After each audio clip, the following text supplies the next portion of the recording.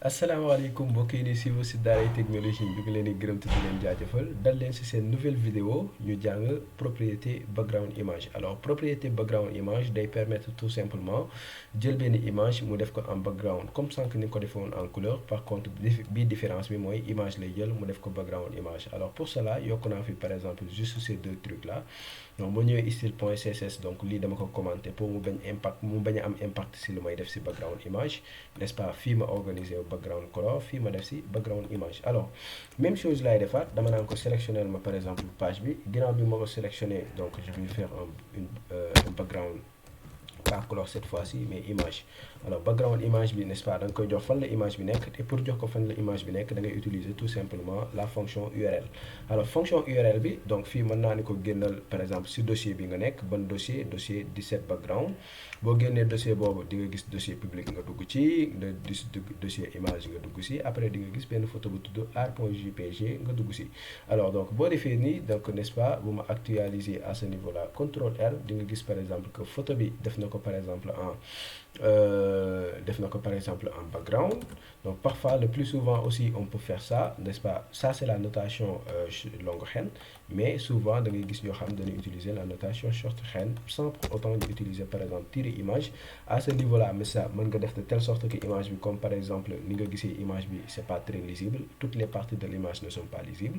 Bon, pour faire de telle sorte que image bi lisible, on peut utiliser par exemple cover, n'est-ce pas. Donc right/cover pour utiliser par exemple la partie droite de l'image et faire ba image bi par exemple nga couvrir ko. Donc si je veux, je peux faire comme ça, je fais CTRL R, ça vient pas, donc ça vient pas, n'est-ce pas. Maintenant cover, il faut toujours ajouter avec right/ ou bien left/. Donc si je fais comme ça et j'actualise, vous voyez que toutes les parties de l'image ñu ngi commencer à afficher, n'est-ce pas. bu ma neexee fii au lieu de right ma def ko left mooy partie gauche image bi nga utiliser ko, c'est ça. Bien vrai que ici il y a pas d'effet, mais c'est ce que ça signifie. Alors donc voilà, donc en réalité am na manière yu bëri yoo xam ne mën nga ko joxee par exemple image bi. Bon souvent li ma leen doon wan depuis le début mooy ñu jël benn image boo xam ni dafa nekk par exemple su sunu dossier image, mais c'est pas l'unique moyen boo xam ni moo am. Par exemple tey jii ma jox leen par exemple fii dama koy commenter, ma commenter fii, donc bu ma actualiser amul dara, d'accord. ma ne léegi image bi dama ko bëgg a def CTRL-C CTRL-V en utilisant par exemple ma jëlee benn image depuis Google, n'est-ce pas. Dans ce cas mën nga ñëw fii, bon ma wanaale leen sax benn affaire. En fait benn image boo jëlee Google am na benn système de recherche bu très puissant. Alors fii boo xoolee de base bu ma ubbee benn onglet bu bees doo ko gis, fii micro bi rek laa fi am fii, voilà. Mais bu ma defaatee google.com, n'est-ce pas, def entrée di nga gis par exemple fii mu defal ma Google Lens nii lañ koy bindee NELS. Alors donc yéen ñi nga xam ne doo leen utiliser les outils de Google, maa ngi leen di ñaan ngeen utiliser les outils de Google. Google a des outils très puissants. Man mii di wax ak yéen du may utiliser Word, du may utiliser PowerPoint, du may utiliser Excel. bu ma soxlaa Word damay utiliser Google Docs, bu ma soxlaa PowerPoint damay utiliser Google Slide, bu ma soxlaa par exemple comment dirais-je ma utiliser ce tableur là. bu ma soxlaa par exemple Excel ma utiliser Google Sheet. Voilà, donc fii boo wàccee il y a énormément de choses yoo xam ne mën ngeen ko fi am. Peut-être dinaa def benn jour benn vidéo bu complet par exemple sur les outils de Google. bu dee da nga bëgg a gis outils yëpp mën nga cliquer fii mu wala les outils de Google, c'est énorme. Alors fii Google du def uniquement recherche par image, ñu si bëri recherche par texte rek lan xam, mais am na ay recherche par image. Maanaam bu ma cliquer fii si icône Google Lens bi, mën naa importer image wala ma jox ko fii benn URL image. Bon juste pour wan leen, ma importer benn image, ma sélectionner fii benn image, ma def ko entrée. Lan laa ko bëgg a wax, maanaam xoolal ma ci internet bi image yoo xam ne dafa nduroo ak image bi ma la jox. Et là mu dem wër si internet bi image yi nga xam ne dafa similaire ak image bi ma ko jox, mu indil ma ko. Et fii bu ma neexee mën naa def clic droit pour télécharger ko, enregistrer l'image sous, n'est-ce pas, wala ma cliquer pour dem par exemple si site bi nga xam ni moom moo contenir image bi. C'était juste un exemple. Alors bu dee par exemple bon ma dem par exemple juste google.com, n'est-ce pas, ma daal di bon mënoon naa rechercher tout simplement image bureau par exemple. Ma cliquer sur image, n'est-ce pas.